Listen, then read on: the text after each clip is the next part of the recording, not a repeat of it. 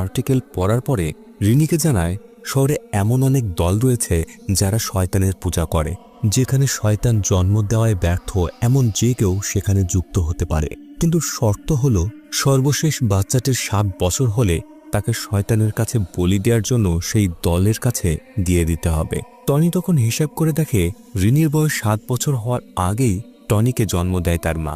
একইভাবে 7 বছর হওয়ার আগেই বন্দি ও ইয়ানির জন্ম হয়। যেহেতু সর্বশেষ সন্তানের 7 বছর পূর্ণ হলে শয়তানের কাছে বলি দেওয়ার কথা ছিল, তাই যখনই তাদের 7 বছর বয়স হওয়ার সময় আসে তার আগেই তাদেরকে বাঁচানোর জন্য তাদের মা আরেকটা বাচ্চাকে জন্ম দিত। এখন সবচেয়ে দুশ্চিন্তার বিষয় হলো 3 দিন পরেই ইয়ানের বয়স হবে 7 বছর। কিন্তু রিনি এ কথাগুলো বিশ্বাস করছিল না। এরপর রিনি যখন ইয়ানকে খাবার দিতে চায় তখন সামনে থাকা কাচের দিকে চোখ পড়তেই সেখানে সে দাদির মুখ দেখতে পায় যে কান্না করছিল। এবার সে ভয় পেতে শুরু করে আর তাই ওস্তাদজিকে ডেকে নিয়ে আসে। ওস্তাদ পুরো বাড়ি ঘুরে দেখে, তারপর তাদেরকে আল্লাহর কাছে প্রার্থনা করতে বলে। কেননা যেহেতু তারা নামাজ পড়তো না, তাই এই বাড়িতে শয়তানের শক্তি ক্রমেই বৃদ্ধি পাচ্ছে। তিনিও সেই অশুভ শক্তির উপস্থিতি স্পষ্টভাবেই বুঝতে পারছিলেন। রাতের বেলায় বন্দি আর ইয়ান যখন ঘুমোচ্ছিল তখন ইয়ান হঠাৎ দরজা খোলার শব্দ শোনে। সে সেই দিকে তাকিয়ে দেখে বন্দির মাথার কাছে দাঁড়িয়ে আছে দাদির আত্মা। এরপরে সে ধীরে ধীরে ইয়ানের দিকে তাকায়।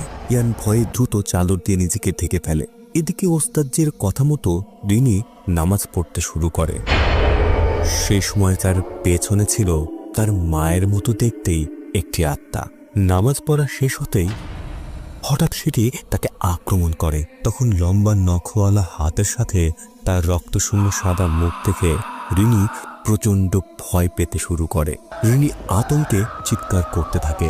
এরপর সে এক মুহূর্ত দেরি না করে ওস্তাদজির বাড়িতে সকলকে নিয়ে যায়। পরের দিন সকালে হেন্দ্রা বলে, মানুষ এবং জিন ছাড়াও এমন অনেক অশুভ সত্তা আছে যারা মানুষের উপরে ভর করে তাদের শক্তিকে বৃদ্ধি করে। হয়তো তাদের উপরেই এমন একটি শয়তানের নজর পড়েছে।